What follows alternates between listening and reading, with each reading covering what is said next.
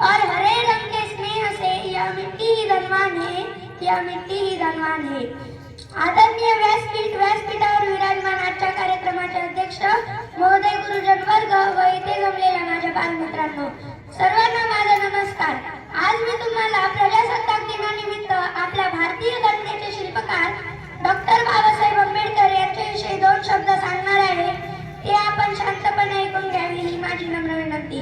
मित्रांनो, डॉक्टर बाबासाहेब आंबेडकर म्हणजे अस्पृश्य समाजातील अस्मिता जागवणारा पहिला महामानव। या भारतीय घटनेचे शिल्पकार प्रख्यात कायदे पंडित व अलौकिक बुद्धिमत्ता लाभलेला विद्वान होय।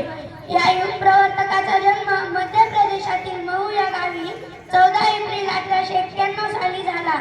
त्यांचे मूळ गाव रत्नागिरी जिल्ह्यातील मंडणगड तालुक्यातील आंबवडे हे गाव आहे। त्यांचे वडील रामजी सपकाळ हे सैन्यात सुभेदार या मेजर पदावर होते। त्यांनी प्राथमिक शिक्षण सातारा येथे घेतले। पुढे मुंबईत त्यांनी मॅट्रिक बीए पूर्ण केले। अमेरिकेत त्यांनी MA PhD अशा पदव्या मिळवल्या व कायदा व अर्थशास्त्राच्या अभ्यासासाठी ते इंग्लंडला गेले। मित्रांनो, आपण तासभर अभ्यास केला की खूप अभ्यास केला असे समजतो, परंतु डॉक्टर बाबासाहेब आंबेडकर हे 18 तास न थकता अभ्यास करत।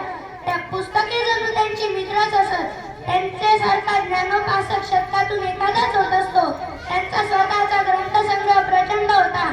मृत्यूपूर्वी त्यांनी तो मुंबईतील सिद्धार्थ महाविद्यालयात दिला।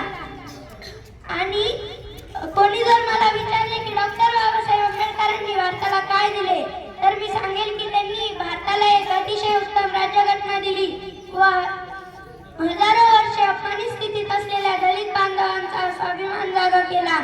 आणि अशा उदार व प्रगतिशील असा हिंदू कायदा हिंदू समाजाला दिला। जाता जाता